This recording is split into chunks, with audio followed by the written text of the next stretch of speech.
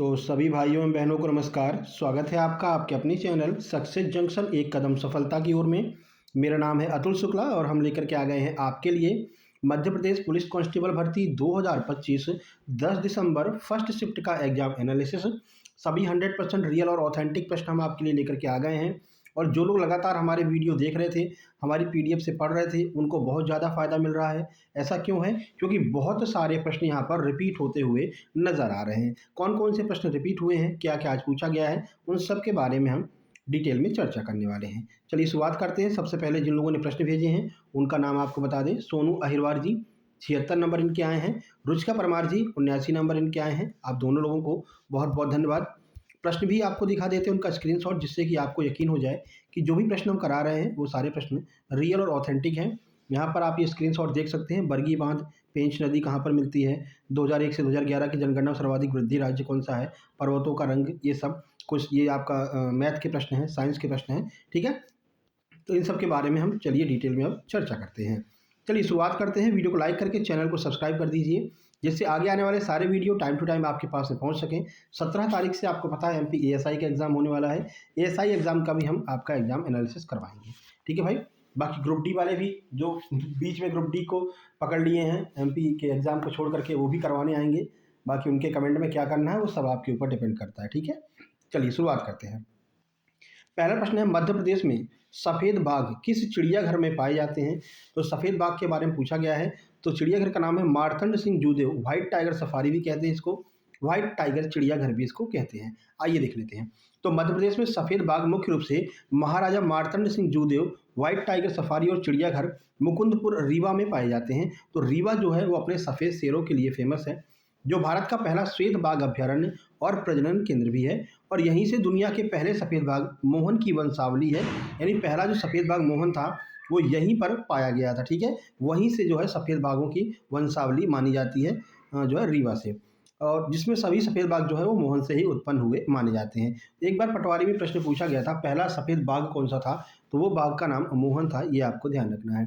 चलिए आगे बढ़ लेते हैं और अगला प्रश्न देखते हैं। अगला प्रश्न देखने से पहले आप लोगों को बता दें, आपने देखा है जिस तरह से अपने एमपी पुलिस कांस्टेबल में काफ़ी सारे प्रश्न अपने सीधे अपने पीडीएफ से फंसे हैं। जैसे कि आप यहाँ पर देख सकते हैं, शुक्ला सर की पीडीएफ से बहुत हेल्प मिली है। 8 दिन में 80 स्कोर इनका हो गया है। इन भाई के 89 नंबर आए हैं। ये नोट्स भी आपको दिखाई दे रहे होंगे।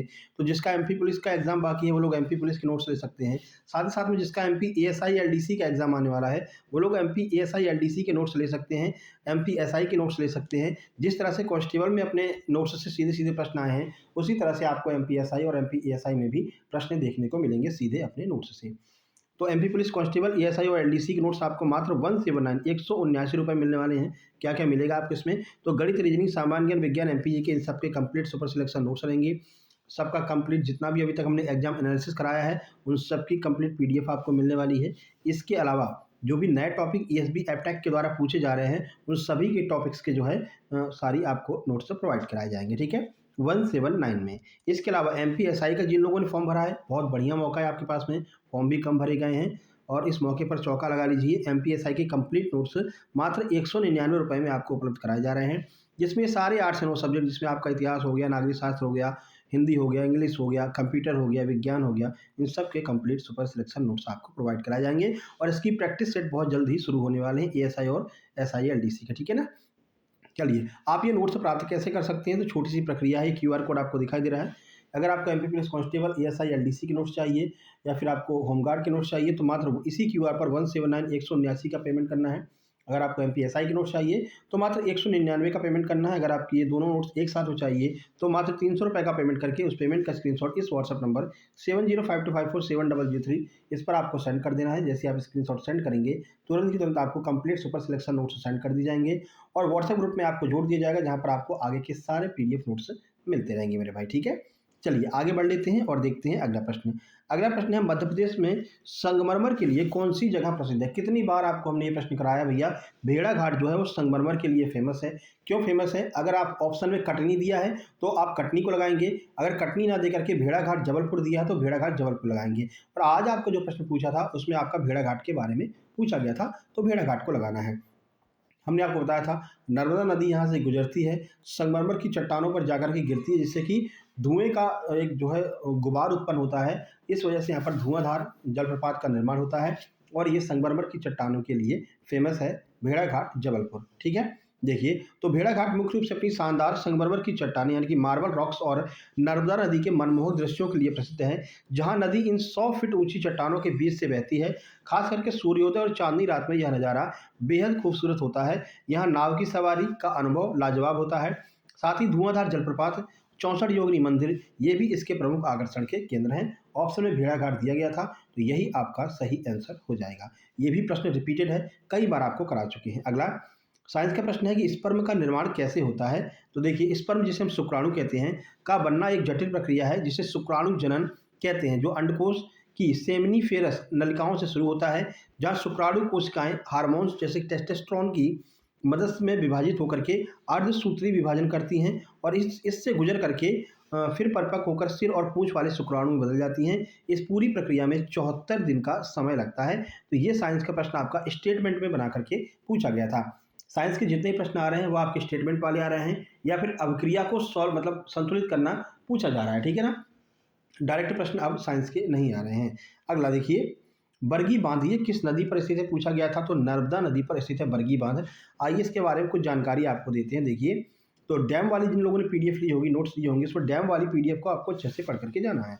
तो बरगी बांध मध्य प्रदेश के जबलपुर के पास नर्मदा नदी पर स्थित है।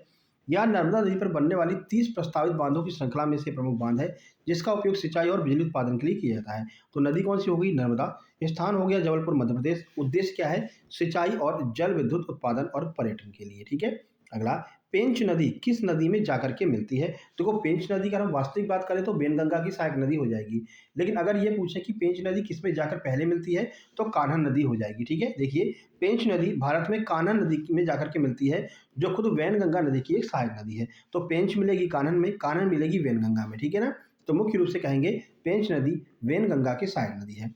और अंततः ये सभी नदियां मिलकर के गोदावरी नदी प्रणाली का हिस्सा बनती है, जिससे पेंच नदी का पानी गोदावरी तक पहुंच जाता है। पेंच नदी के बारे में कुछ जानकारी देख लीजिए। तो उद्गम की बात करें तो यह मध्य प्रदेश के छिंदवाड़ा जिले के सतपुड़ा पर्वत श्रृंखला से निकलती है मार्ग। यह पेंच राष्ट्रीय उद्यान से होकर दक्षिण दिशा में बहती है और महाराष्ट्र प्रवेश करती है। ये लाइन आपके लिए बहुत महत्वपूर्ण है। पेंच के बारे में पूछा गया था कि पेंच नदी कौन से राष्ट्रीय उद्यान से होकर बहती है, तो पेंच राष्ट्रीय उद्यान से होकर बहती है। ये भी पूछा गया था किस दिशा में बहती है, तो दक्षिण दिशा में बहती है। ये आपको याद रखना है। संगम यह नागपुर जिले में कान्हा नदी में जाकर के मिल जाती है। सहायक नदियाँ इसकी कौन कौन सी हैं? तो कुलबेहरा नदी इसकी सहायक नदी है जो इसमें मिलती है। महत्व क्या है? तो यह पेंच राष्ट्रीय उद्यान की जीवन रेखा है और वन्य जीवों के लिए पानी का स्रोत है। इसी के नाम पर टाइगर रिजर्व का नाम पेंच टाइगर रिजर्व भी रखा गया है। इसमें सारे वन्य जीव आकर के पानी वगैरह पीते हैं।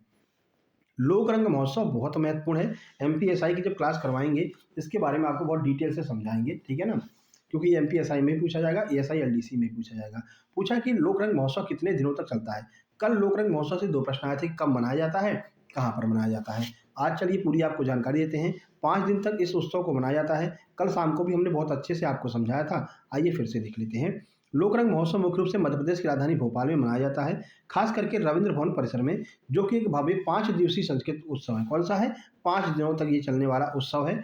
हर साल गणतंत्र दिवस के पर शुरू होता है, यानी कि 26 जनवरी गणतंत्र दिवस के दिन शुरू होता है, 30 जनवरी शहीद दिवस के दिन ये जो है समाप्त होता है। ठीक है, भोपाल में रविंद्र भवन में मनाया जाता है आमतौर पर 26 जनवरी और शुरू होकर 30 जनवरी तक चलता है। विशेषता क्या है? यह भारत के विभिन्न राज्यों के लोक नृत्यों, संगीत, कला और शिल्प को प्रदर्शित करता है, राष्ट्रीय एकता को बढ़ावा देता है। कुछ लोगों ने कमेंट किया था, सर इतने दिन से वीडियो क्यों नहीं आ रही थी? तो मेरे भाई, हमारी वीडियो अगर नहीं आएगी तो इसका मुख्य कारण यही हो सकता है कि या तो हमारी बहुत तबीयत खराब है या फिर बहुत ज़्यादा इमरजेंसी आ गई है। नहीं तो हम वीडियो को कभी भी बंद नहीं करते हैं, है ना। पिछले कुछ दिनों से तबीयत खराब थी, आप लोग लगातार देख भी रहे थे। हम बार-बार आपको बता भी रहे थे कि भाई बहुत ज़्यादा खाँसी जुकाम हो गया है। तो पिछले कुछ दिनों 2-3 दिनों में हमारा गला एकदम चॉक हो गया था, यानी आवाज़ नहीं निकल रही थी। कहते नहीं कि गला बैठ गया, तो वो सिस्टम था। तो जब बोल ही नहीं पाएँगे तो भाई कैसे हम आपकी वीडियो बना देते हैं ना, इस वजह से वीडियो नहीं आ रही थी। अब काफ़ी आराम है पहले से, तो देखो स्पीड तो अभी भी धीरे आपको लग रही होगी, लेकिन वीडियो आपकी आती रहेगी। सुनिए, भोपाल के जो मेला लगता है तिबलगी इज्तिमा, इसमें किस विषय पर चर्चा की जाती है, ये पूछा गया था। चलिए इसके बारे में आपको बताते हैं। तो इज्तिमा की अगर हम बात करें तो इज्तिमा अरबी भाषा का शब्द है, जिसका अर्थ होता है इकट्ठा होना या फिर सभा लगाना। तबलीगी इज्तिमा एक धार्मिक समागम है। तो ऑप्शन में धार्मिक समागम दिया गया था, तो यही आपका आंसर हो जाएगा, जहां मुसलमान एक साथ इकट्ठा होकर के अल्लाह की इबादत करते हैं, कुरान की शिक्षाओं को समझते हैं और इस्लाम के संदेश को फैलाने की बात करते हैं।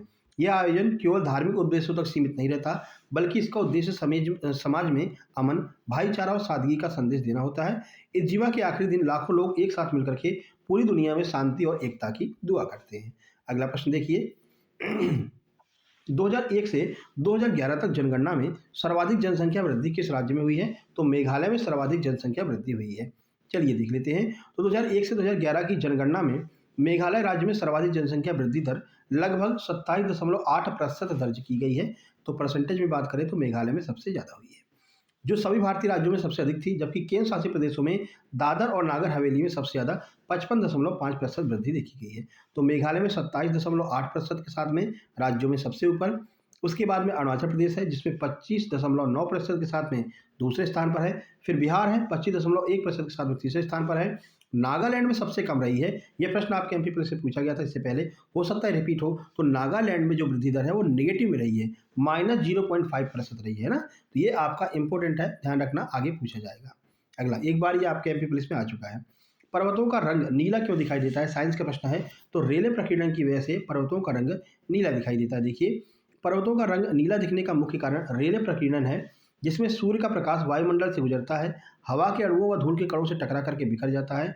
नीले रंग की तरंग दैर्घ्य सबसे छोटी होती है, इसलिए सबसे ज़्यादा बिखरता है, और दूर के पहाड़ों से यह बिखरी हुई नीली रोशनी हमारी आंखों तक पहुंचती है, जिससे वे हमें नीले रंग के दिखाई देते हैं। साथ ही कुछ पेड़ों से निकलने वाले रसायन जैसे कि आइसोप्रीन भी इसके प्रभाव को बढ़ाते हैं और ये हमको नीले कलर के दिखाई देते हैं।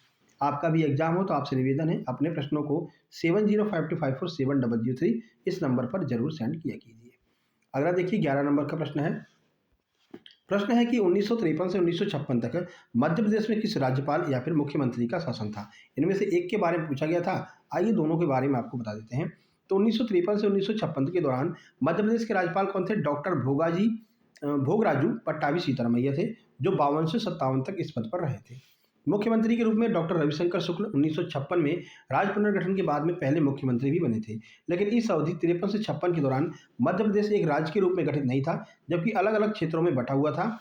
और जब 1956 में नया मध्य प्रदेश बना, तब सीतारामैया राज्यपाल पहले बने और रविशंकर शुक्ल पहले मुख्यमंत्री बने। तो इसमें से एक पूछा गया होगा, तो दोनों में से जो भी पूछा गया हो, जो ऑप्शन में हो, वो आपका आंसर हो जाएगा। इंदौर के विकास में, ये भी प्रश्न आपका रिपीट हुआ है, कई बार आपको करा चुके हैं। इंदौर की स्थापना किसने की थी, या फिर इंदौर के विकास में महत्वपूर्ण योगदान किसका रहा था? ये प्रश्न पहले भी आ चुका है। तो रानी अहिल्याबाई होलकर का महत्वपूर्ण योगदान रहा था। कैसे, आइए देखते हैं। इंदौर की स्थापना और विकास में ये ऑप्शन में भी दिया था रानी अहिल्याबाई होलकर, यही आपका आंसर होगा।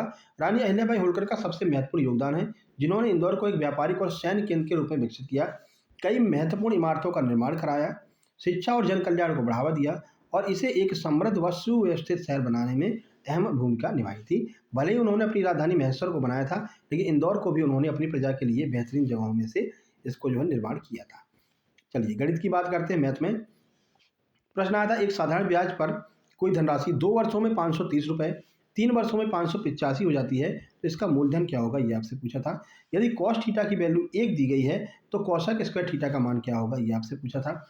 एक वर्ग की भुजा 7 सेंटीमीटर है, उसका परिमाप बताइए। 430 का 30% क्या होगा, ये पूछा था। मैथ रीजनिंग बहुत सरल आ रही है, हालांकि रीजनिंग की प्रश्नों की संख्या ज़्यादा है, लेकिन सरल आ रही है। जो कुछ गड़बड़ कर रहा है वो जीके जीएस करंट अफेयर कर रहा है। इसके लिए आपको नोट्स ले लेने हैं और जो जितने भी हमने एग्जाम एनालिसिस करा रखे हैं उन सबको अच्छे से देख करके जाना है। किसी संख्या का वर्ग 1235 है, तो वो संख्या आपको बतानी है। 5, 6, 7, 8, 5, 5, 7 का बहुलक क्या होगा, ये आपको बताना था। 2 शिक्षकों की आयु का अनुपात 7:2 है, उनकी आयु का योग 81 वर्ष है, तो दोनों की उम्र आपको बतानी थी। अगला, पिरामिड से एक प्रश्न आया था। अर्धगोले का आयतन एक आपसे पूछा था, आयत की भुजा पूछी गई थी। एवरेज के 4 प्रश्न, आयु का 1 प्रश्न, सिंप्लीफिकेशन के 2 से 3 प्रश्न देखने को मिले हैं।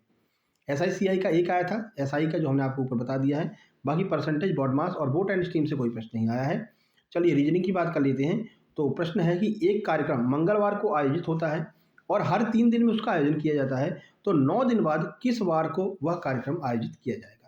1 अप्रैल को अगर गुरुवार है तो 21 अप्रैल को कौन सा दिन होगा? ये 2 प्रश्न कैलेंडर के आए थे। क्लॉक का कोई प्रश्न आज नहीं आया था। ए जो है बी की माँ है, सी बी का पुत्र है, तो ए का सी से क्या संबंध है? एक लड़की सीधे 6 किलोमीटर गई, फिर बाएं मुड़कर 6 किलोमीटर गई, फिर दाएं मुड़कर 6 किलोमीटर गई, तो प्रारंभिक स्थान से अब वह कितनी दूरी पर है, ये पूछा गया था।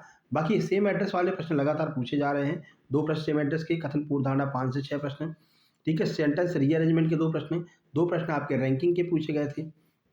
Paper folding, paper cutting, embedded figure, बाकी ये आपका साइलॉग, कोडिंग, डिकोडिंग, ये सारे एक एक दो दो प्रश्न लगातार पूछे जा रहे हैं। मानसिक अभिरुचि, मेंटल एबिलिटी के 12 से 15 प्रश्न आ रहे हैं, इसको थोड़ा सा अच्छे से देख करके जाइएगा।